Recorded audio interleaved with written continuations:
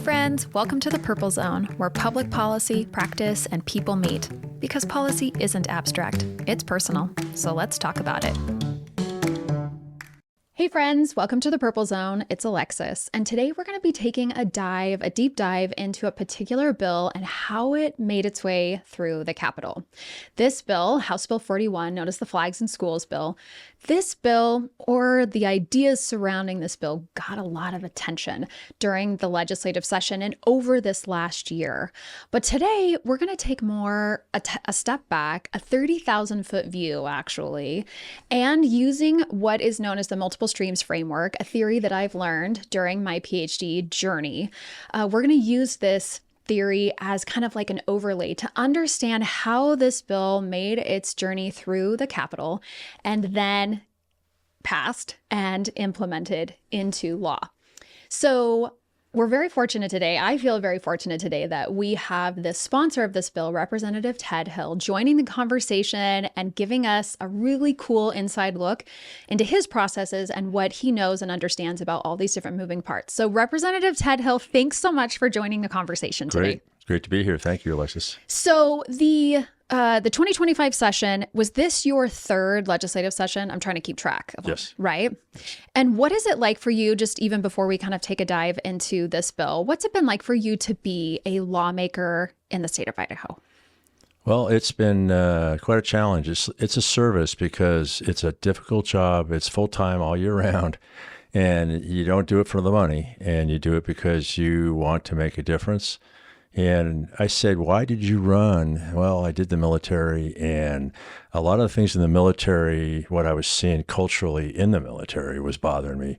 So what can I do when I get out to influence this in a positive way? The military was, during the Biden administration, I was active duty, and the stuff that was coming across was just ridiculous. We were losing our warrior ethos, hardcore like me, 37 years. I go way back. And we were losing that edge. So what can I do?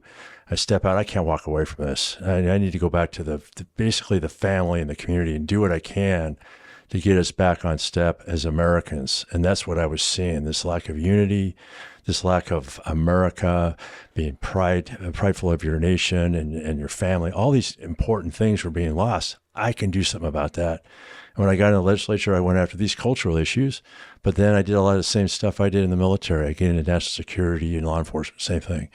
And I do a lot of stuff. We're doing a summit this week on nuclear energy, which is an essential component of our national security, especially in the future. I'm always doing the same stuff, and I enjoy that part of it. Mm-hmm. And I focus on those issues. So cultural issues are significant, and I've done a lot of cultural bills and the high-risk ones.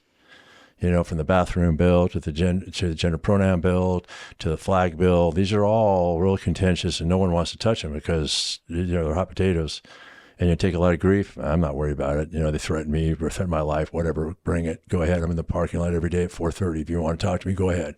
So I'm not too worried about that, and I'm not going to be threatened, and I'll stick to the hard topics, and that's kind of where I'll go until I retire from this business. And one of the things, you actually are my representative. We both live in Eagle, so you represent the Eagle area.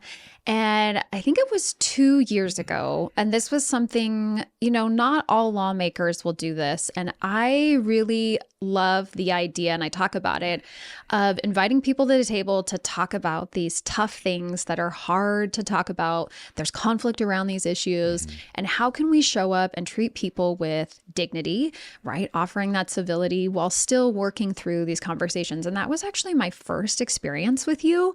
I was the state PTA president, and you and I reached out, asked for a meeting regarding a particular bill, and you said, yeah, sure, let's, totally. You can come to my office at the Capitol. And so went to your office, and you and I chatted for probably about an hour. And when I walked away from the conversation, we definitely disagreed on the bill. But I was telling people later, and I actually commented on my social media account, that the thing that I really appreciated was your willingness to have the conversation. And you were you were very respectful through the entire thing. And I really appreciated that about you. And I continue to appreciate that about you. Okay. Thanks. And I will continue to do that. Yeah. You have to listen to everybody. Mm-hmm. This is, and that's the challenging thing with cultural issues. because you face a real battle and you have to be respectful and careful. And yeah, I am aware of that, and I have to tone myself back, if I need to. But yeah, I keep it in the lanes, I think. Yeah. Well, I really appreciate that about you because, again, not everyone's willing to do that. And to me, it seems like something a lawmaker should, be required to do, but not all lawmakers make themselves available. So I really appreciate that you do and having the conversations. And I really feel like that your perspective is going to add to the conversation today. So I've been really looking forward to this and going through, like where the idea for House Bill 41 came from, the policies that were considered, how this West Ada situation played into this, the political climate that influenced it, and how the media affected the, public perception on this as well.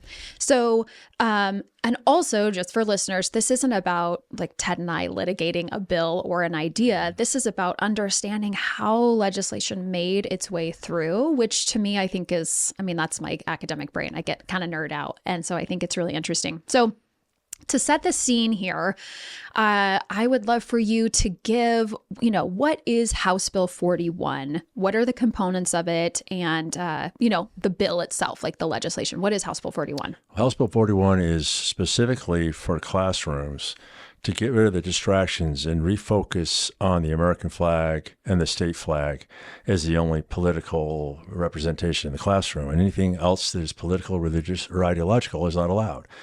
And this gets to be a problem. And I got to see this, it'd have different, if you want to have the Gadsden flag, where it could be co-opted by white supremacists or whatever you want to say, whoever else. The pride flag was being prominent with the American flag. It doesn't deserve the same prominence as the American flag. And all these other distractions, where do you draw the line? And if you're going to have one flag, you need to have them all. And that was the point we had, like in the committee room. We had the American flag and the state flag in that committee room. If you want to make it fair, you need to have 100 flagpoles in there, and everyone gets a piece of the action. You can't have the pride flag that represents 2% of the population, maybe. And what about the Shahada flag for the Muslims? What about the Christian flag? What about the MAGA flag? What about the Trump flag? Where do you stop? So the way you stop it is all of them are not allowed until you just have the specific ones, the official military flags that are identified, and you can have nation-state flags as long as we're not at war with that nation-state, and some tribal flags, and that's it. And that's how you keep the classroom. Let's focus on being an American. Let's don't say, hey, we're inclusive here and all this, but you're not. Because putting a pride flag doesn't include 98% of the people. So how is that okay? Why does that get the same prominence as the American flag? That's not okay. So you got activists that would take over the classroom and do these things. And that's when you had to stop that. And that was definitely happening. Yeah. Well, thank you for that. So then we've got that, House Bill 41, and I just wanted to give a little bit of a foundation for what this particular theory is that we're going to use to have the conversation today. So the multiple streams framework, basically, it started X number of years ago, and the premise was understanding how a particular topic made its way to an agenda, and then into law. And now, actually, what's kind of cool is we have a professor at Boise State who really, I would say, is kind of an expert on the multiple streams framework, which is cool. And he has taken this theory and has applied it more even now to the implementation of a bill.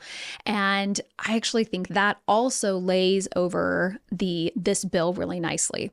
So the multiple streams framework basically says that there are three streams that are independent: a policy stream, a problem stream, and a politics stream. And those are all independent. And when those streams align, they come together. There's something that allows them to come together, and a window opens. And that window opens, and as that window opens, a policy entrepreneur, that would be you, pushes that bill through and gets that bill passed into law. Now, what's interesting about this is that as I look at this, and as we're going to look at this today, I think that this framework really helps us understand how House Bill 41 became law. So looking at this process through this framework, the first one that we're going to talk about is the problem stream. The problem stream is, how did what was in this bill that was focused on how did it become a problem? So basically, it's this premise of problems don't automatically get government attention. Something has to draw our attention to it. So those are focusing events, indicators or data, feedback that we're getting, media attention, or public pressure. Something is happening that allows that to happen, that opens that up. So from your perspective, when did flags in schools become a problem requiring legislative action? And do you think that this bill is addressing that long-standing problem or responding to a new dynamic in schools? Well, this initially, when I first heard about this has been a concern for some time. This was not last year, but the year before. Senator Tracol he brought it before the Education Committee, and I was on the Education Committee, and the testimony that we got was just, I mean, come on. And I was concerned about a lot of issues. I talk about the patriotism has dropped to below 30%. How does that happen? When I was a kid, it was 90%. That's not a good movement for the country. And he was going to bring this, and I was going to be the sponsor in the House. It didn't even make it past that committee. It didn't make it past the Senate committee? The Senate committee it passed, and it went past the floor, but it came to House committee, the Education Committee, and we killed it. And I'm on the committee, and the distractions were just enough. They threw enough distractions in here. But what really got my attention is this Boise High School trans what do you call it, trans woman or trans what, and up there testifying and saying I feel unity and safe under this pride flag. And I'm like, really? Okay. And then the mother comes up and says, well, I don't feel comfortable under the American flag. And then I just about came out of my chair. Said, well, pack up and go somewhere else then. That's ridiculous. She would even say that. It insulted me tremendously. So I said, okay, we got to fix that. And is so disruptive on this, what it does with the classrooms. They feel like that is a place where they can get their tribalism. Get your tribalism from your American flag. Let's be an American. Don't pick these little subspecies, sub-tribes or whatever within the school. And that's destructive also. So I said, okay, I'm going to go after this next year. We modified it a little bit. We were careful about how to bring it together in terms of the discussion. There was some discussion that says if we don't have this pride flag up, so the trans and the gays would be bullied. There was no evidence of that at all. They just came and said that in testimony, found out that was not true. That skewed that particular committee. We found out that information was false. So that changed everything, and everyone was gung-ho behind it. I had no problems. This passed. Only 11 voted no through the House, and the committee, it was overwhelming. It's consistent. If you caveat and say, hey, we need to unite under the American flag. We do the pledge every day. I do the pledge. It is a ritual to reaffirm who we are as Americans. It's important. I said, well, it is important. It's really, really important. And I wanted to bring that back into schools. And, Boise High, I hear the word, they don't even do the pledge. They have pride flags. They ignore the law. Boise High School, my alma mater, is like the Marxist state of Boise High. They do everything contrary. Everyone gets an A. It's just the school is the woke school of Idaho. And that's not going to be helpful, and their performance is showing it. And, we need to bring that back and understand that any of these political, religious, and ideological flags don't say the pride flag's okay unless you allow everyone else. So it's inclusive. No, it's not. That term is a cudgel of oppression and control. If it's truly inclusive, everyone gets a flag, and they don't. So do you think then was your focusing moment sitting there in the committee room that day during the 2024 session when that mother said the American flag doesn't represent me? Do you feel like that was kind of your focusing moment? Absolutely. Yeah, it infuriated me. I spent 37 years hanging it out, risking my life, willing to give my life. And this person doesn't even acknowledge or recognize what she lives under, what that flag means to her. Well, she has the right to come up and talk about that. She has the right to say that. But it's frustrating that she basically created her son. I mean, this son was just, this individual. I mean, come on, it was a challenged individual, and it's. Well, that lady, that really put me over the edge on that. Then that's our problem. So do you think that this particular bill then addresses kind of is responding to newer dynamics in schools?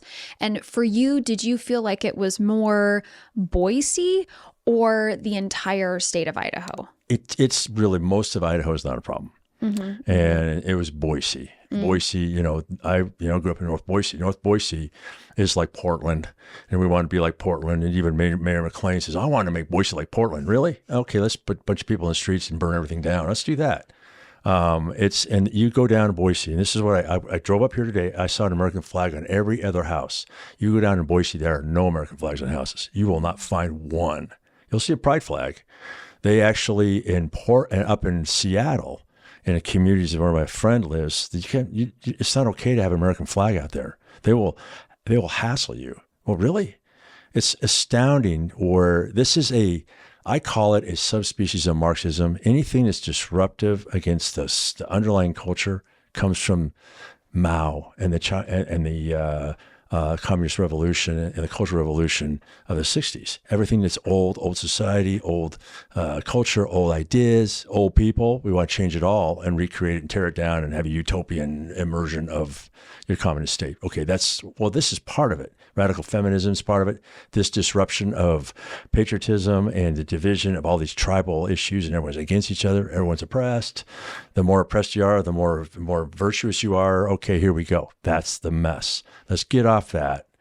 Get back to the focus of being American, and that all is a distraction.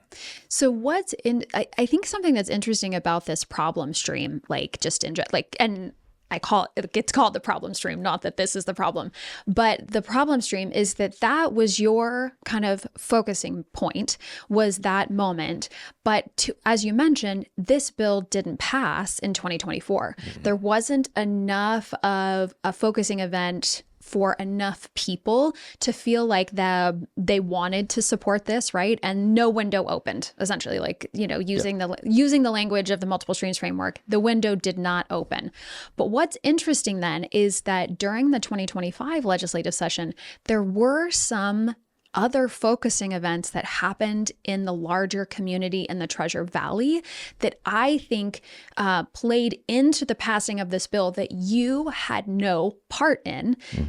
And as we've kind of spoken about, that you didn't even necessarily agree with, but that definitely impacted the overall feeling of support for this bill, which is interesting to me. So we have just even also in this problem stream, this West Ada situation. So I think I noted I think your bill was introduced on, in the first week or two, very early in the session. I think it was, I have this in my notes. It was, I'm going to find it. I think it was January 23rd. I think the bill was introduced on January 23rd. And I'll buy that. Yeah, here we go. I was on the legislative website last night. And so introduced January 23rd, I think.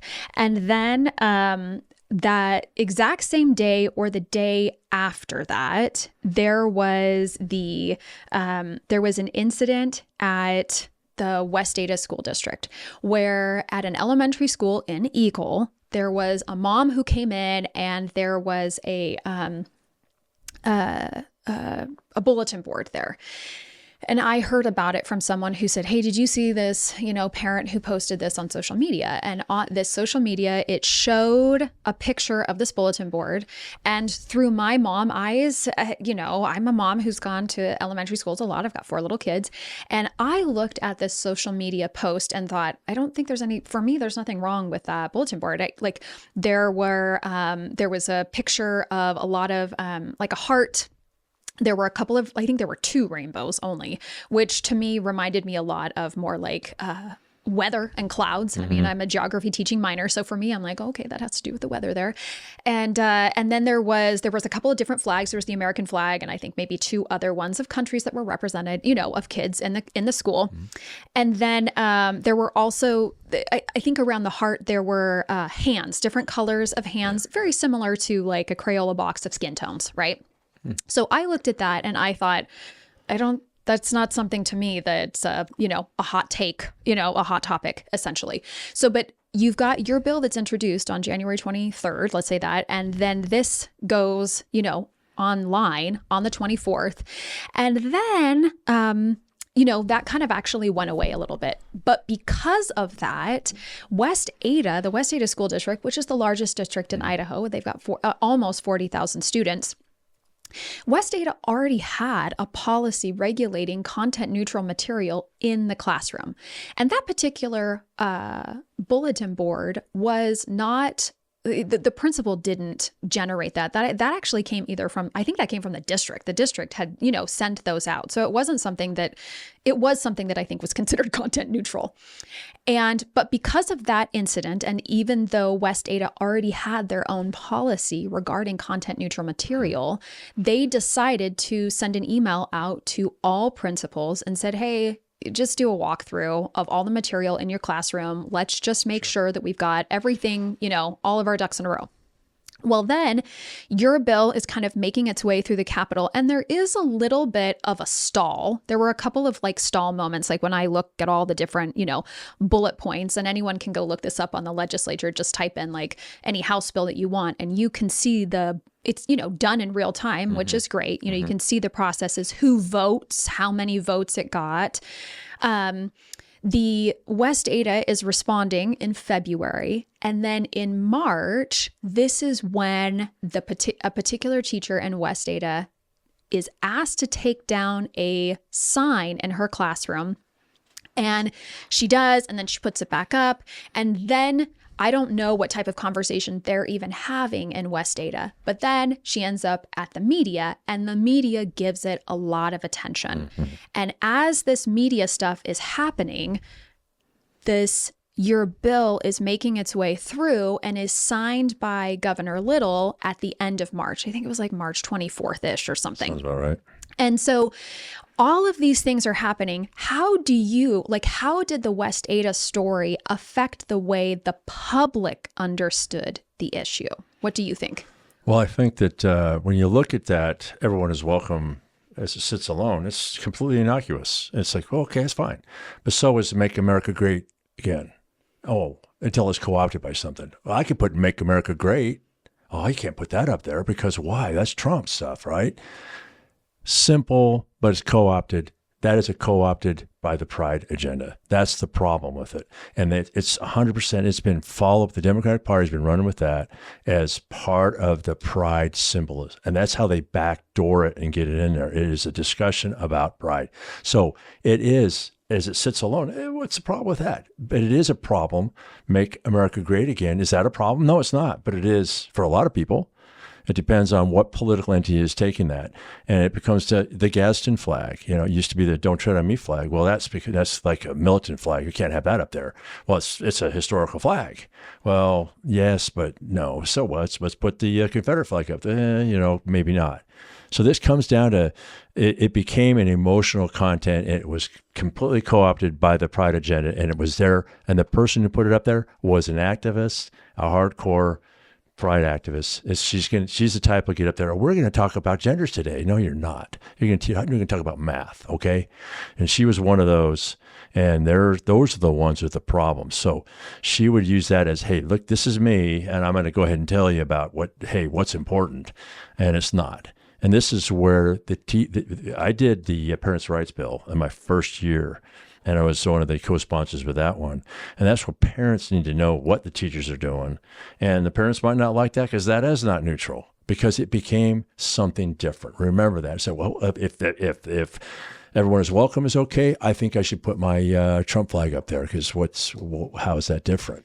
So when you and I were having the conversation about, a couple months ago, we had a conversation because I was just kind of curious. I don't even know that I was doing something for school. It was something else. And I was watching how it was playing out in the media. And then I went and looked at the language of the bill. And when I was talking with you and, when I read through the language of House Bill 41, was trying to be very, not academic, but just very, have that 30,000 foot view. Not, I'm not going to be looking for particular things in here, but I wanted to understand the language of the bill and then what was being played out in the media. And to me, those two things they didn't actually align. When I looked at your bill, I actually didn't see that sign that was in her classroom. I didn't see, as I read the language, it wasn't like everyone is welcome here with the different, skin colored tones of hands, which is, like I said, like the Crayola box. This is, every day. And when you and I were talking, you mentioned, like, I remember I specifically asked you, I was like, does this whole thing bother you? And you were like, no. And the words actually don't, and the skin tones don't.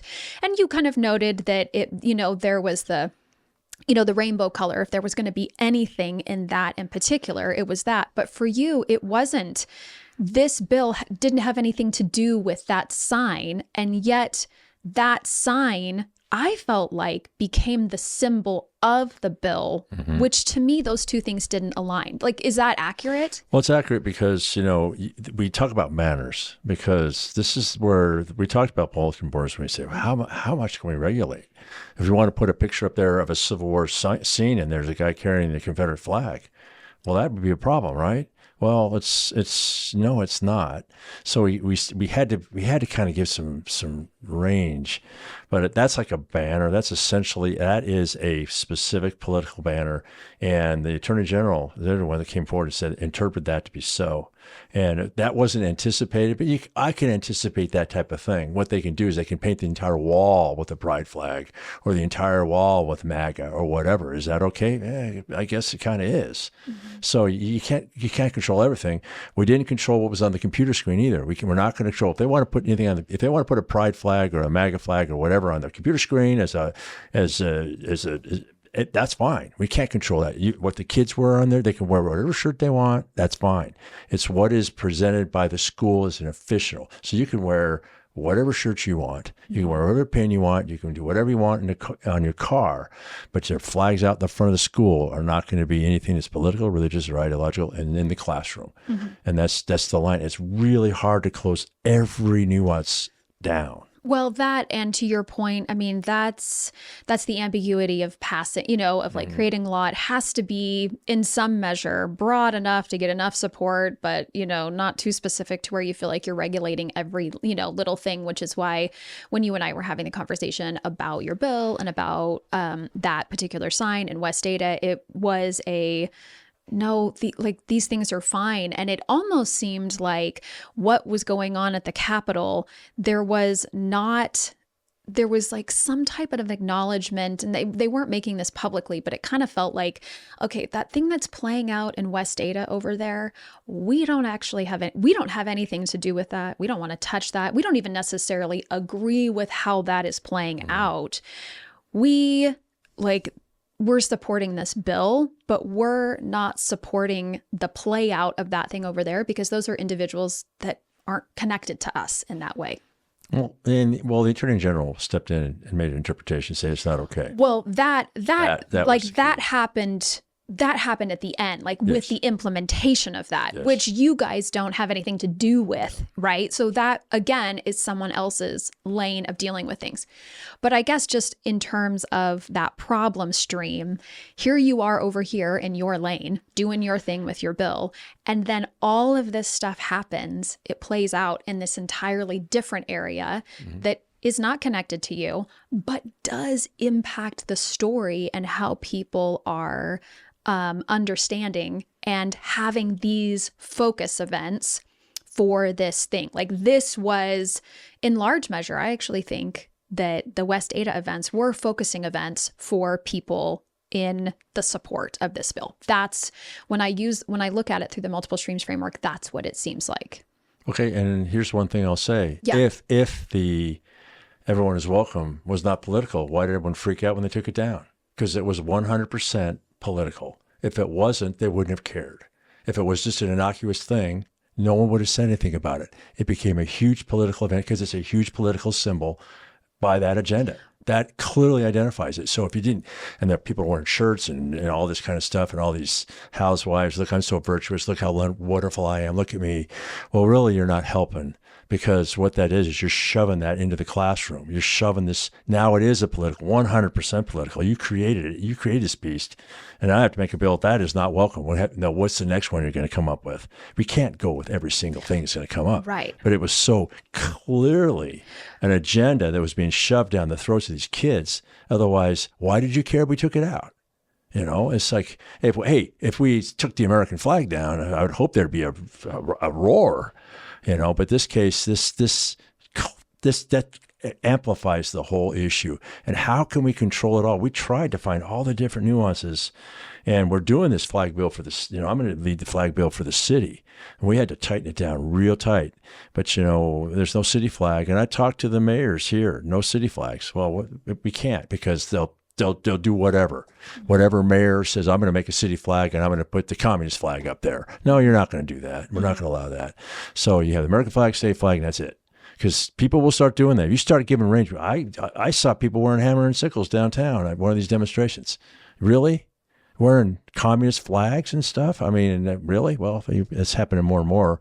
That could happen in the schools too. That's the next. So we shut that down, the preemptive, because they will try to do that. It's the next thing coming will be hammer and sickles and communist, all that stuff coming. We got to shut that down. So I just think that what happened definitely played into the mood and that focusing event and all those different things, that was that particular stream. And it was really interesting to me. So then we have the policy stream, which is essentially, this is kind of like the soup of policy ideas. So this is kind of the universe of possible solutions where, this is kind of where ideas float around from interest groups, advocacy organizations, think tanks, lobbyists, past legislative attempts, other states, agencies, and policy entrepreneurs. So ideas survive, these bills or ideas survive if they're technically feasible, acceptable to key players, comprehensive, and financially viable. So this is the policy stream. And this one seems pretty straightforward because this is, and as you mentioned, this bill didn't originate from you. It originated during the 2024 session. Right. So that's where you heard this bill. You mentioned Representative Treacle, right? Yes, Senator Treacle. Senator Treacle. Thank you very much. And so how did, he has this bill, it dies, you pick it up, you mentioned that you made some changes. How did you incorporate feedback from teachers, school leaders, and or legal counsel? Well, we always talk to the Attorney General first because there's always some red herring in everything you do. It was cleared, and then it comes from the parents, and the parents want this. And overall, it's important. They want to have consistency. This is why education is failing, because they're failing the families and they're failing people. I don't want to send my kid to a school at Boise High. I don't want to let my kid go to that school. I mean, what are they going to be indoctrinated to be? What? I want them to be, taught the right things. I want them to be educated, not indoctrinated. And people will say, well, was I indoctrinated when I was a kid in the 60s? Absolutely. With the Cold War, and we're jumping over our desks, and the godless hordes trying to get us. So yeah, we were 90% of people were. I don't think anybody would claim they weren't patriotic in those days, and now people are more willing to say, "I don't care about America. America's awful." Well, really, you don't even like your own family and your own country. Who talks like that? You don't even like your own land. That's something that they have been taught. That's something they're indoctrinated. They get these teachers in there and they get these kids to say, America's evil, America's bad. No, America's good, and we have issues. That's where you bring this in. You don't say we're bad, bad, bad, bad. They say we're awesome, and we got some issues. We have a history like everybody does in every society from the beginning of time. Acknowledge them and move forward. And that's what needs to happen. And this is all part of this. The teachers, we don't talk to the school boards. We talk to the parents. Mhm. School boards, I don't get along with very well. They have a tendency to act like their own government enterprise. They do. And they say, well, we're going to apply policy. How do you think we had a gun-free zone? How'd that happen in schools? That goes back 40 years with school zone that basically denying a constitutional right. Suddenly there's an enclave in the school. You can have a gun. Where'd that come from? How did that happen? There's no carve-outs, but there is the schools, and that emanated from the school boards. And the school boards were trying to direct a lot of control by the teachers. They were going to do all these things without notifying the parents. And wait. And that was happening in terms of education. They give these surveys, these sex surveys, and all this crazy, stuff people don't want to see. Parents want to know, and having this a consistent pattern in the schools, it emanated from the parents too. Our parents overall were supportive, but school boards, they don't like Representative Hill because I poke them. They act like dictators within their empire, and they do. So when you talk about incorporating feedback from parents, you and I had a conversation. I mentioned this at the beginning because I was the president of the Parent Teacher Association for the state of Idaho, which is really cool because it's an association that's representing Idaho parents and Idaho kids and our values and parents that are involved in those types of things.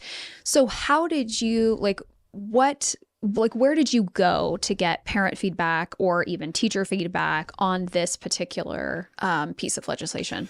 Well, I talked to school board. I talked to Derek Bubb. He's superintendent and he's an awesome guy. Guy's a warrior. And I talked to a lot of parents. My wife at the time was teaching. I got a lot of feedback, and that was consistent on what they needed to do. And in another direction, I saw the outcomes and what was coming out of schools. It's the patriotism issue. And when you that focused me. And when you say what's coming out of schools, because like I mentioned, my kids, they were in the Lewiston School District for 5 years, and then they've been in West Ada. Now I've got a kid in the Middleton School District, and from my perspective, I mean, when I went into Lewiston, they were always, they always gave the Pledge of Allegiance up there, and I'm a former school board member up there, and so and then. I know in West Ada, they did too. So when you say, some of this stuff is coming out of schools, are you feeling like it's coming out of the 70% of our school districts that are rural or, the outlying ones? Or do you just kind of feel like for you, is it just mostly when you say that you're talking about Boise? I would say mostly Boise. You go out in the other schools, it's not a problem. We asked, not a problem. And it really is a problem in Boise. And like I said, you go in Boise, it's noticeable. They are not an enclave of what should we call Americana.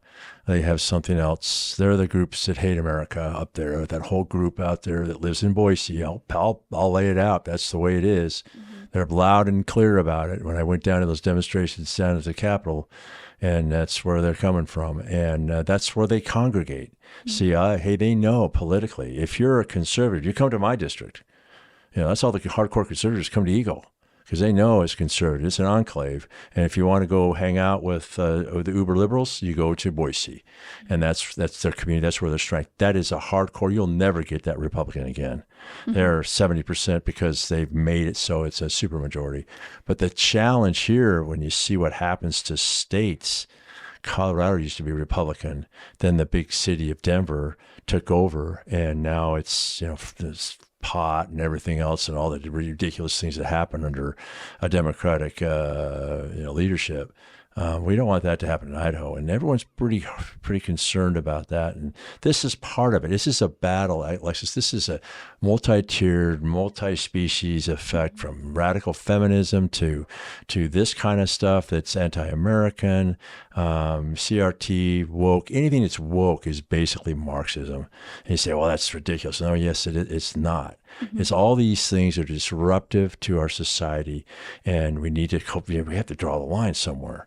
And this is an anti-Marxist movement, if you want to call it that. And so that is not me being, hyperbolic on this at all. I mean, this is where it starts, and you shut it down here. So when it comes to this particular bill and this policy stream, what for you made the final version feel workable for implementation? Well, initially when I had it ready to go, I was getting on the floor, and one of the guys came and said, "Hey, what about, you say all these nation state flags? What about we're in a war with these guys?" And I go, "Coach, I had to pull it to satisfy him." He says, "You're not going to put if we're at war with the Chinese or the Russians, we're not going to have their flags waving around." Okay, we made that change. And then we had to get more specific, went over to the Senate. They made a lot of amendments specifically on the banner piece, what that means, because it gets to be strange. And then we got specific about, you can wear whatever you want personally. You can do whatever, express yourself personally. That's fine. We're not talking about First Amendment rights. The school is different. It's a public entity. They're not going to express their First Amendment rights. That would be the principal and his rights. No, his principles are mandated by, these are the rules you have. You don't get to, if you're a MAGA guy, you don't put a MAGA flag out on your flagpole. No. See, it goes two ways. Mm-hmm. People say, well, it's not fair. Well, okay, we'll put the MAGA flags out there. Are you good with that? No, that's not the same thing. It's exactly the same thing. So I think that's how you close it all down. And I think, I feel good about that as it went through. Everyone was comfortable. There was a lot of, like they said, the distraction in West Ada. And it was actually good because now it identifies the school. We can identify something else will come up. And there'll be some co-opted symbolizations, and they'll put something else out there. And they'll have to address that again. Mm-hmm. And I would expect that to be so. The activists will not give up. And I really, during our conversation a couple of months ago, one of the things that I appreciated learning from you and the intent, but also some of the, like, what would this look like in a classroom? Some of the things that, as we were talking about, it kind of felt like, one of the things that I heard from you, to your point, was you don't get to have it both ways. This is protecting, the American flag and the Idaho flag. But then also, you said this doesn't preclude a teacher from having a lesson, about a topic and showing something, because I'm a history teacher. Mm-hmm. That's where I started. So, like talking about the different flags here and showing them, on even kind of on a bulletin board setting, right? Like where you're talking about, different types of things like that, that's temporary, or lessons about like the Civil War, for example. It's an easy one to, pull out. Or even, you and I were talking, and even like the month of June, where it's like, it's noted as Pride Month. You were like, if, these are types of things that are happening in the United States, there's nothing wrong with, in like a current events class or something, having a conversation about the thing. But for you and House Bill 41, that was different than something that's up there permanent, right, where, we're paying our patriotism to that particular flag. And so as I was thinking about just even this idea of like, what makes this workable? Well, one of the things that I kind of thought about was that, gosh, a lot of the stuff that's in this bill already exists in so many of the classrooms in Idaho. Like, so many of the things are already happening, which I would argue sometimes is frustrating for a lot of the other school districts who feel like there's so many bills that are for school entities that are focused on Boise, but that have no application to other districts in the state. So what are, like, just in terms of policy and workable and implementation, what does that look like for you then when, people feel like, gosh, this is just like so much about Boise and not the rest of the state? How do you respond to that? Well, and that's interesting because 2 points. One was, one of the representatives said, hey, my father, he was a teacher and he had all these Civil War battle flags and stuff we wanted to have in the classroom. And I go, yeah, that's fine. But, is it okay if we have a Nazi flag and guys goose stepping down the hallway? Where's the line? So you need to show that it's part of history. But if you're going to allow that flag, then I should be able to have the Gestapo flag or the Nazi flag, and we can do some goose stepping and do that. Where's your line? It gets to be challenging, but the historical things are fine. You put the gas flag, you're going to have these things up there, but understand, like, the Confederate flag is obviously a concern. It used to be a part of state flags till 10 years ago. It was on the state flags for a long time. They're all gone now. Right. So it's this history is part of it. It's fine, and you can do that, and we're not going to try to shut that down. It's just when someone, and this is where the principal says, okay, you've had the Confederate flag up there long enough. I think it's time. We got the Civil War parties done, and you probably ought to take that down. And that would be the same thing. If you had a historical day and talk about the pride flag, okay, that's a historical thing. That is a actual concern. It is part of our society, and it's an issue you should talk about. Kids know what it is, but it shouldn't be there every day. So that's kind of where you get into this line. And then you get at how it does. Most of these schools aren't affected. It's like when I was doing the gun bill, and this is what to arm the teachers, a separate topic. It didn't affect a lot of the schools. Are already good to go. They're already armed. They're already running this. The school board's decided, and we're protecting our schools because the police are not going to come save us in Malad or wherever you're out. Right. And this is the whole point. And all these parents are coming. What can I do to protect these kids? I've talked to cops. Guess what? If someone comes to your school, they ship to school, you're going to lose about 50 kids because no one's going to come help you. That's if you want to stay with that, that's what you're going to get. Okay, you're comfortable with that, you're going to get that. All these senators say, hey, don't mess with this because you start messing with this, you're going to make restrictions for us. This really came down to Boise again, and they will never. They said the school boards, they said, we want to have the school boards decide. Really? The Marxist School Board of Boise High is going to decide who's going to be harmed or not. You know, those folks up there, I mean, I'll call them out. They're woke up ridiculous. And the stuff they come out with, they would never allow anybody to be armed in the school. And they'll just go with that. They're so scared of guns. Guns are going to jump up like a dragon and shoot everyone in the classroom. And we were trying to make it so we could protect them. If the day happens, and if it's a terrorist event or if it's just a crazy person, they'll shoot the school up and they'll kill 50 kids. And you were not willing to do anything about it. Okay, you own that.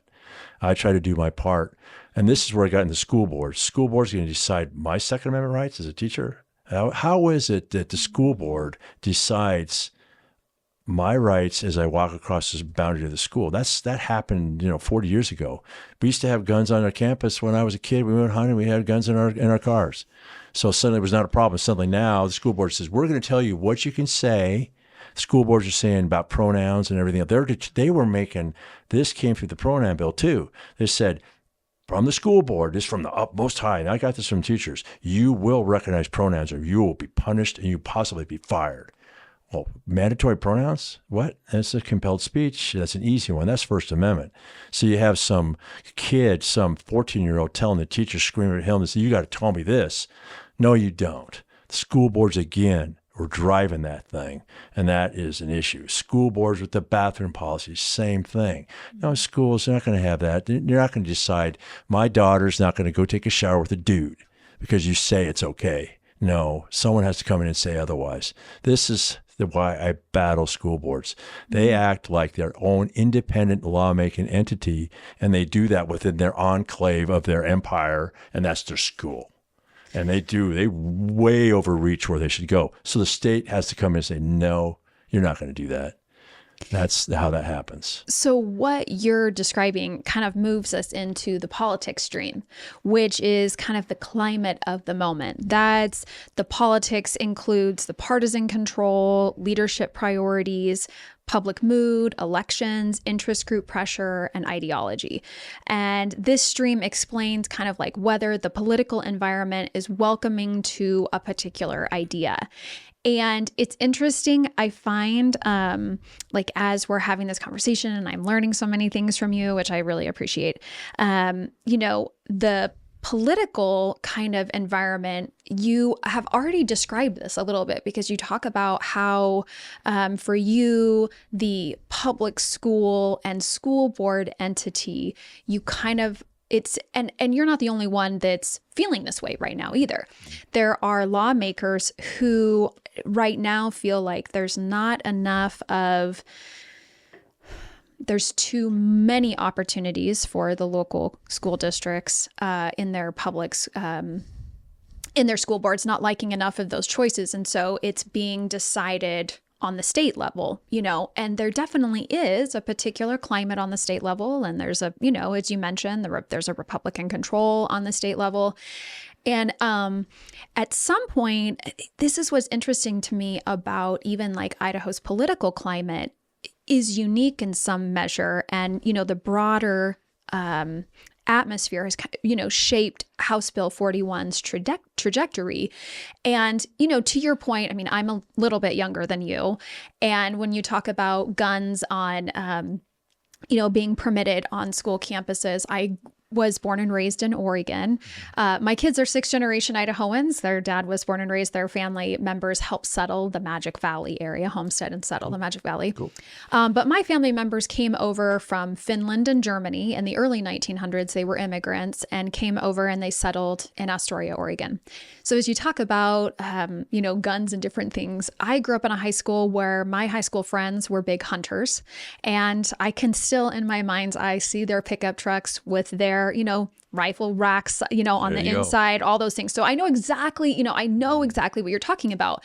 And I also remember, the school boards, they are a governing body. This is how, in the United States, these things were set up so that local school boards could have that local control to be connected to their local communities. And what's interesting is that, like, when I was a school board member, and I would like to think that we would have been friends when I was a school board member, they don't like me. That you would have appreciated the way, that the governing is that. And especially as I've gotten to know school districts around the state, and I've traveled and talked with, spoken with different parents around the state too, especially in our school districts that are rural, our 70% that are rural, they are very connected to their community, right? They're very connected and they're making policies that reflect the local community. So much so, and I'm like putting a pin in this moment, is that when I was on the school board in Lewiston, they had tried to pass a bond 3 different times to build or renovate the high school. And what was really interesting was the reason, from my perspective, one of the few reasons that we were able to pass that bond in 2016, which was so amazing. No, 2017, excuse me. We passed it in 2017 in Lewiston, was that the feedback that we got from the local community that said one of the reasons that it was actually the kind of the CTE community, they said, we want to support a new high school. There were a lot of grandparents that said, we believe in this. These are our grandkids. We want them to excel here. But what we don't see is something that this community values. We don't see that reflected in the proposal, which is a CTE center. We need a place where our kids can learn career tech education. And so Lewiston made that. So then we changed the proposal, and that proposal, through feedback, included a regional career tech center. And for the first time in Idaho history, this is my understanding, I'm pretty sure I'm right, there were local donations specific to, we got quite a bit of money just after the bond passed. We did get millions of dollars from local people for that career tech center, which was really cool. So I give this example just to say that I feel like school boards have this really cool opportunity to be more connected to their community than lawmakers on that state level. Like when I'm just looking at it, from a hierarchical setting.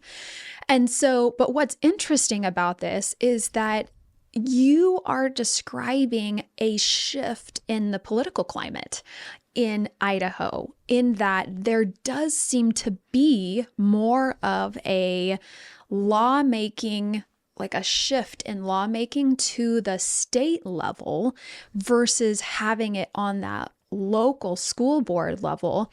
And I don't subscribe to this idea that like school boards are doing a bad job. For me, I think Idaho school boards are doing a good job. Those are volunteers. You get a little bit of pay, they get no pay, right? If you get a little bit, they get none. They're, total volunteers. Right. A lot of their time is volunteered. Gosh, there's a school board member from the West Ada School District who, this is her choice, but she pretty much spends full time going around the district, participating in different things because she loves it. She wants to, do that. So how do you feel like the broader atmosphere shaped House Bill 41's trajectory?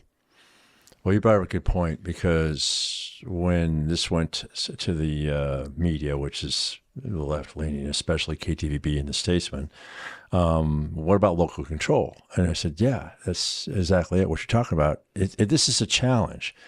But local control, there's got to be parameters because if you say, oh, local control, Eagle says you can't have guns in Eagle. Well, the law is going to say otherwise. Well, that's local control. And then we're going to make it so you can't do certain things online because it's offensive. And in Eagle, you do that, we'll put you in jail. Well, that's local control. No, that's a problem. So when they overstep things to become constitutional, and they will do that, that's kind of a rein in to bring that because that is really a challenge because that's where the best government is the government that's closest to the people, right? And so that's going to be the school board. And they should be in the parameters. Their focus is to educate the kids, not indoctrinate them. When they go to indoctrination, they say, we're going to do something different. You are not in charge of making your kids safe because you don't understand. So are you going to say, we're not going to have any guns and no police are allowed in this district, some crazy thing like that? We're not going to allow police anywhere near us because we don't like the police. No, we're not going to let you do that. So there's some point where we're going to go, no. And that's where the state has to be because it's never been an issue before and it's not. And I can see how the other farming communities, hey, leave us alone. We got this. And I agree. But if they do something strange that's contrary to the Constitution, their local control, no. So local control is, say, state can be local control. Most people in this legislature were more about the federal government coming in and telling us what to do. So you got this whole reign of control.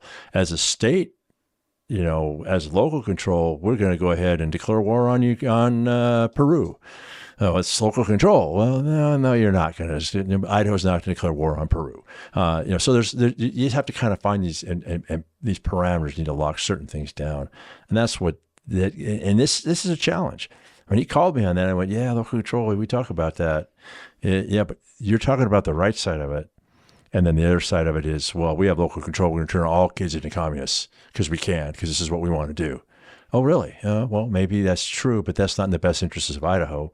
And as I am paying the taxes and we are allocating the money to you, and you are part of this enterprise of the state of Idaho, you're going to follow certain rules.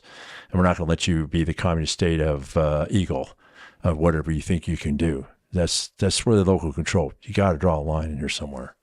So do you think then that, what role did party like caucuses, leadership, and committee dynamics play in the passing of this bill? Like when you look at that stream, that political stream. Well, when it failed, it was exactly that. It was some testimony that we found out was false. Mm-hmm. And so it was emotional enough that 2 or 3 people went, oh, we're not.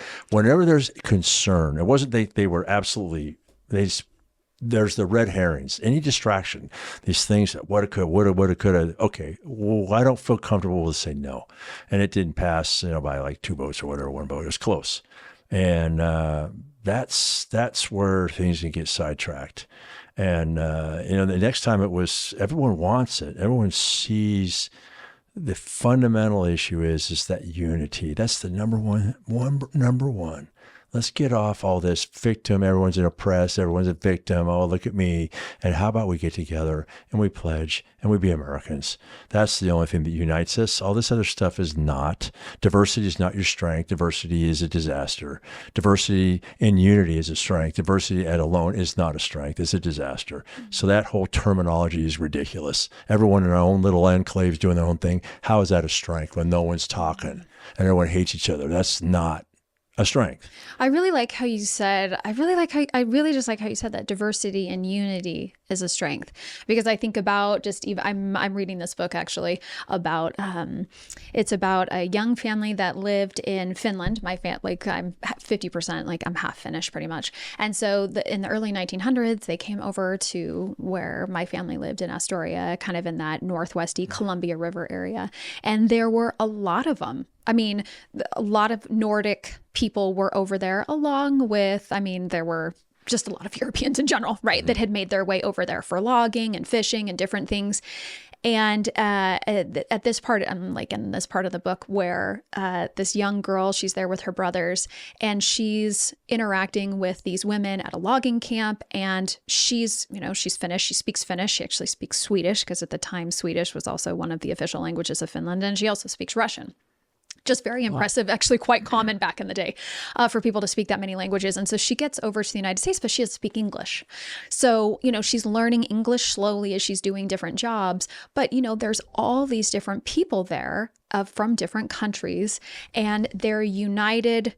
And they're they're working together to make a living, to develop the area and all that stuff. And they are diverse. And it's interesting as their different cultures and different things come out, they're learning from each other, but they're working together for the purpose of survival, and then their longevity. So to your point, to your phrase, I really like that. I'm sorry, it was like a slight distraction as I was thinking about that. But I like that statement, diversity and unity. I really like that. And this is classic from World War II. When even World War One, where everyone was still speaking different languages. They're all immigrants, but they all wanted to be American. They wanted to be. I want to go be part of America. I want to be American. And I've seen different films from World War II. You got all these people from New York and all this, and these different races and all these different ethnicities, and they're all together to go fight this battle against the Nazi horde or against the Japanese Empire. And that is that unity that we bring that diversity together. And they actually were worshiping that in the 40s. They're saying this in the 40s. Here's this guy from New York, and here's a farmer from Idaho, and they're together, and they're going to get in a tank together, and they're going to go fight the Nazis. That was the thing of this unity, of this diversity. And that was a big deal. The Europeans were fighting each other, very minor differences. They look the same, but they don't act the same. They're fighting all the time. So, and that's challenged now because, the military, when I left, as part of my issue I had, is they were going into, critical race theory and stuff like that in the military. No. Everyone's green, everyone's blue. I don't care what race you are. We're going to join. Don't even talk about that. Our focus is the mission, and our mission is a unitized, united group that's going to go accomplish this mission. That's all that matters. And they were trying to distract that, and it's so destructive. The military was gutting itself. Well, they got rid of all that. The Hegseth comes in there and says, no more dudes in dresses. We're done with that shit. When he said that, awesome. We don't need dues and dresses in the military. And some of these other ridiculous things we're doing, and we come back into being a united force. It's the way it is everywhere. And, we're going to have these challenges in our country, but we actually continually try to find a way to separate ourselves.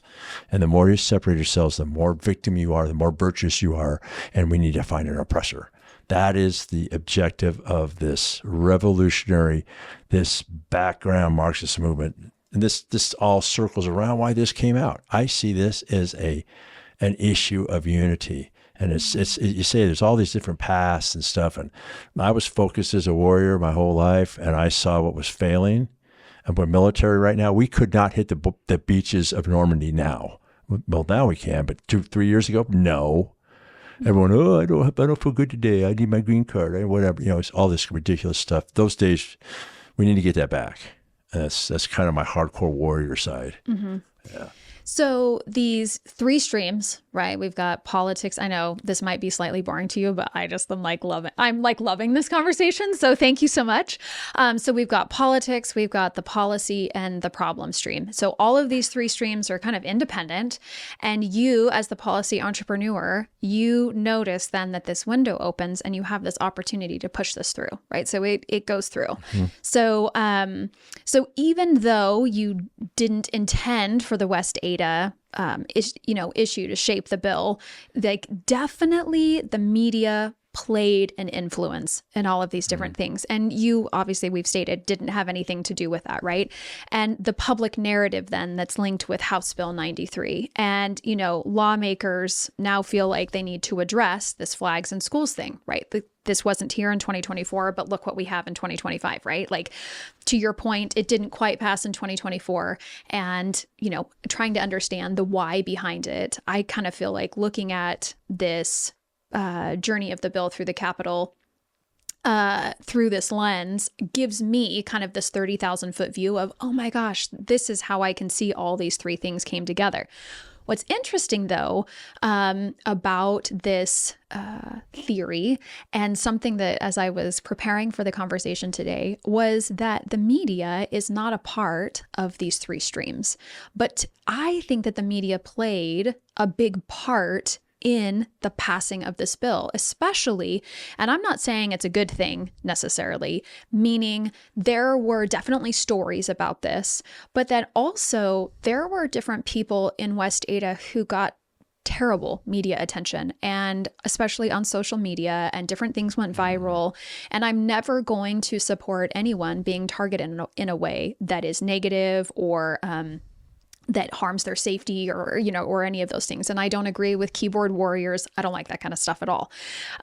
So basically, how do you think the media shaped the public's understanding of House Bill 41? Do you feel like the media helped people understand House Bill 41? Or do you feel like the media, even though what was happening definitely helped the passing of this bill, that people didn't quite capture what the essence of the bill was? I think the media they never expressed the whole reason that was uniting. They didn't care. They just were on, hey, we need to recognize pride all year round, all the time. And I go, no, everyone's had enough. Pride, enough. They shouldn't have a month. They should have a day. The whole thing is enough. And everyone's tired of it. And they're just buying into that. And they never said anything about, hey, we're going to have more united and more patriotic people. No, they just cared about, we're going to pick on this because you're trying to infringe on my rights. Well, okay, is that what really happening? No, I think you're infringing on mine because I'm sick of looking at the pride flag every day. How does that include me? It includes you, but doesn't include me. I want my flag up there. So they were not supportive. They were actually anything but, especially KTVB. That network's ridiculous. They're so woke. I wouldn't even talk to those guys anymore. And the Statesmen, they were trying to get a hold of me on this thing over Mountain Home with the Qatar, the Air Force going there. It was a big deal. I wouldn't talk to them. So I talked to the governor, said, I'm not going to give them anything because they'll grab everything and turn it sideways. They're not there to help. They're there to disrupt. And it's leftist 100%. 100%. They left lean. The Statesmen, come on. I mean, they're ridiculous. And same with KTVB. KIVI is better. But no one watches them anyway. Who watches KTVB? Sorry, you're cracking me up. You're cracking me up.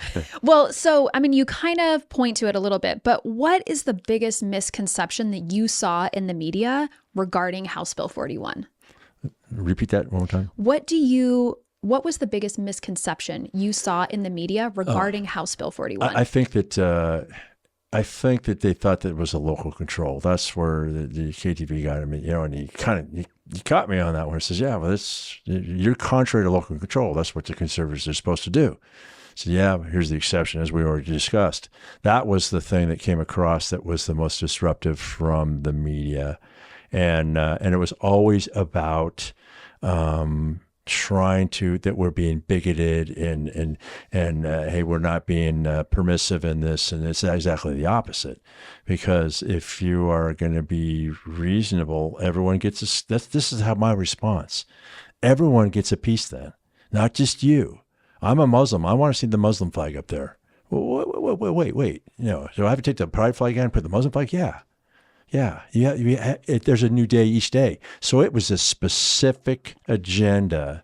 The pride agenda was usurped all other concerns, and including the unity of America. And that frustrated me. And that's the angle the media had. They really did. They not once to say, hey, this could be good for America. Nope. Mm-hmm. It's going to offend some pride people. No, everyone's had enough. They're good to go. No one cares what they're doing. Mm-hmm. We don't need a month. We need to get rid of that. Mm-hmm. And we have a day for the veterans. We have a day for mothers. And we get a month for these people. I mean, come on. It's 2% of the population. It's 3% in some places, 2% in Idaho. Okay, enough. And I think that's the thing. I think people had it. The pendulum's swinging up. The whole pride thing needs to go away completely. Mm-hmm. I mean, what you do with your partner or whatever, no one cares. Mm-hmm. You don't have to shove it down my throat every day. Mm-hmm. I don't need to see it. And then they'll find something else. I think this movement on democratic socialism and all that, that'll be the next thing. They'll stick us nose and we'll have hammer and sickles in the classroom soon enough. Mm-hmm. That's going to come. Well, so what's something like, just using my, like, looking at this through the academic lens, something that I find it's almost ironic actually, that I think that the media was a stream that helped open the policy window to get this bill through. But I don't think that they actually captured the essence of the bill. No. And that's what I found ironic about the whole thing, was that in all of the media coverage, which totally added to the whole storm of what was going on, to me, it didn't actually capture what you and this bill represented. And yet they were part of helping you, like the window open, and you as the policy entrepreneur crossing the finish line. That's what I find so ironic about the whole thing. Totally ironic, because all the news articles said it's anti-pride. That's all we got. Not pro-American. Not once was that said. Not once that I recall. You're anti-pride. And that's what the real thing is. No, we're not. It's not pride. That happened to be the flag of the day. And I can say it's going to be something else. And we're going to start recognizing whatever else is the new thing. But not once did they say, this is a good thing to unite America. No. Or even the premise of, I guess, I have a hard time, just for me as an individual, when someone is so one-sided and they're unwilling to even acknowledge the ideas from someone else's perspective. So, and this is something that like I've enjoyed as just in our interactions, was that like our very first interaction, and then even on the phone call, it was we're coming at this from two different perspectives. And as I would share my perspective or you would share yours, it was, oh yeah, I see why you're, I could see that, particular point. And I do think that there were some people who, I can't speak for people who voted against the bill, but as I've spoken to a couple of people about the bill and their concerns about the bill, I understood their concerns about the bill. And that is the challenge when it comes to making law and passing law, is that there is always an alternative perspective, and weighing that against making support one way or the other. And so even as you are describing the process of like developing the policy and asking for feedback, and I'll say that you didn't come to me and ask me for feedback. I would have loved to have had that opportunity. So just know in the future, I'm still on the PTA board. I'd love to always get feedback. Just an insight, because I do think that, to your point, you're thoughtful, even though you may or may not take it, but there is some thought to that. So now I have it on record that I would love to offer you feedback on different bills. And technically I live in Eagle, so I will listen to you. Yeah, it will work. But looking back, is there anything that you would have done differently in drafting this legislation? In retrospect, you can't foresee, and we anticipated something like that. Mm-hmm. I don't think we could have changed it because we couldn't get any more specific, and it has to be interpretation there. And the AG would come in and fix that, because we can't foresee that, because there will be, like I said, the bulletin board was a whole nother thing. How do we control the bulletin board? We said, no, we just gotta, let's stick to the core. I just want to have up on the flags, and then you see the two flags. That's what dominates the classroom.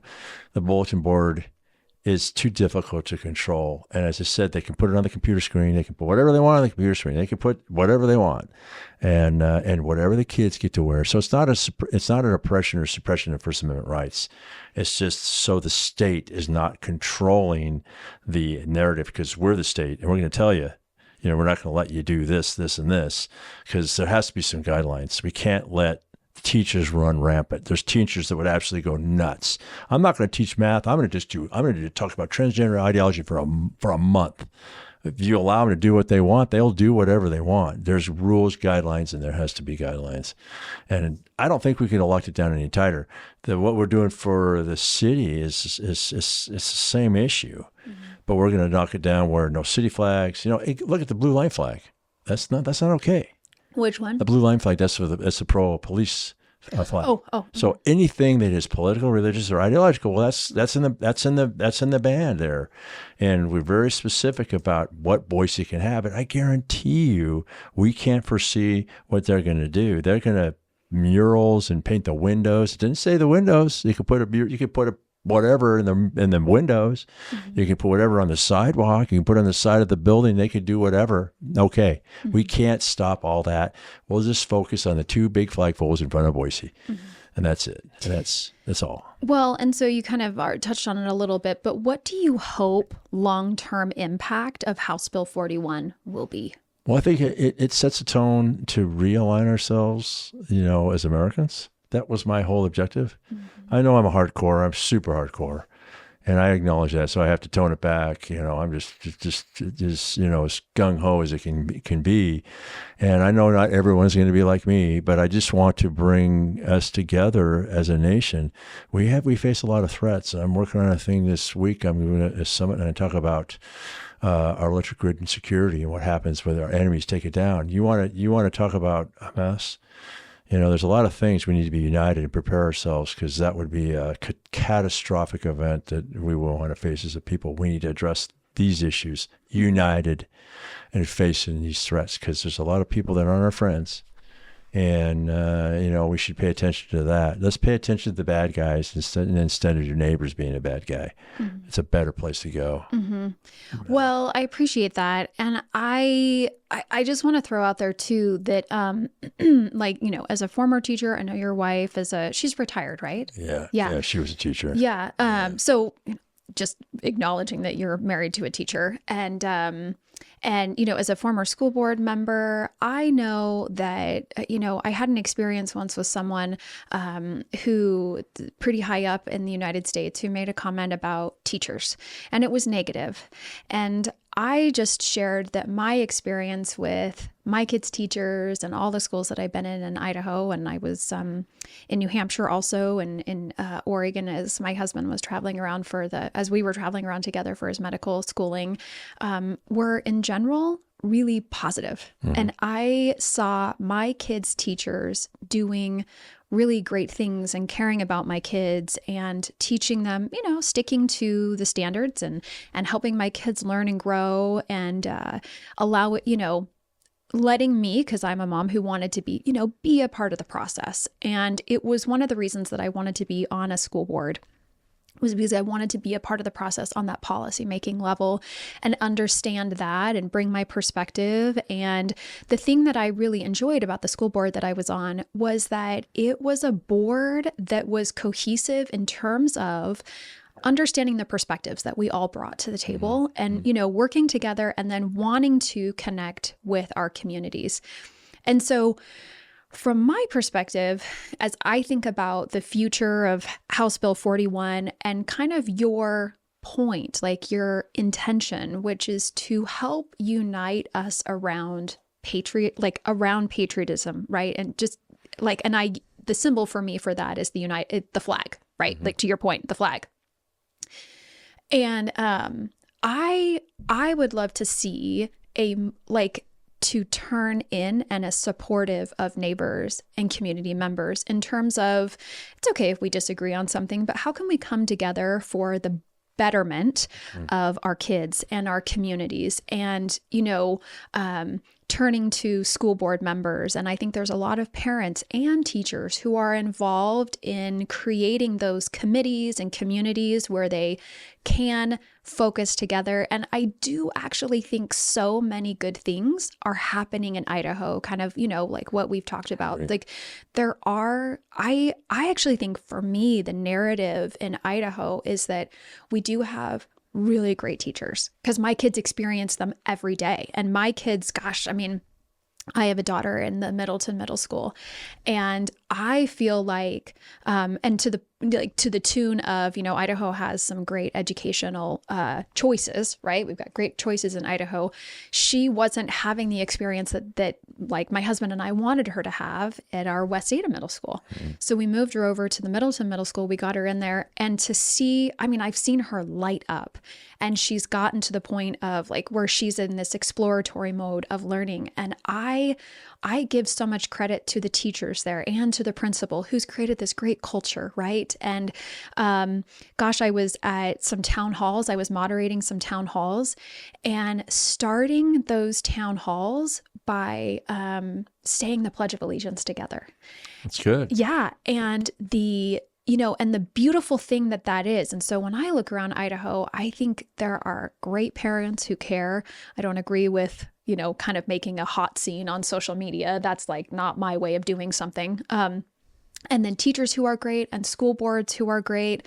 And I feel like we do have like a lot of great lawmakers too, who are working to make an effort to connect with locals and stakeholders to make sure that the laws that we pass here in Idaho are connected to what is best for the overall, the overall community. Because to your point, it's, the diversity in unity is a great thing.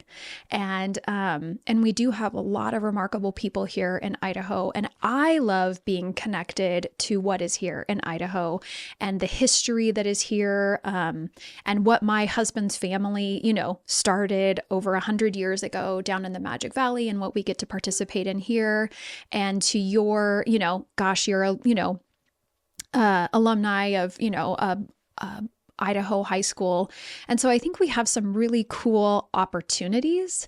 I think we need more people who are willing to have conversations about what is going to work best for us. Mm-hmm. So again, I really appreciate you coming in today to having this conversation with me. It's like, the policy process isn't smooth. It's tough. It's challenging. You live it. Absolutely. You live it. But I do think that when I just love the lens of like problems, policy, and politics, and the opportunity that's created when those come together for the benefit, really for the benefit of us as community members. Right. Absolutely. And yeah, great conclusion there. That was great. Thanks, Alexis. That's very nice. Thank you. Yeah. So as you move forward into this, 2025 legislative session, I'd love to have a conversation about some of the things that are happening for you in the Capitol, what that's like. Because here at the Purple Zone, it's about connecting policy, practice, and people. And the reality is that policy is personal. It impacts us every day in our lives, and it shows up differently. And I love the idea of people connecting and caring about what's happening around them. We need intentional people every day who are paying attention so that we can come together as community members and make these communities that we live in the best place possible. Absolutely. Thank you so much for joining today. Thank you. Appreciate it. And that's a wrap for today's episode of The Purple Zone. Thanks for being here. If you liked what you heard, leave a review on your fave podcast app or on YouTube. And from me to you, the heart of The Purple Zone says community is where policy comes to life.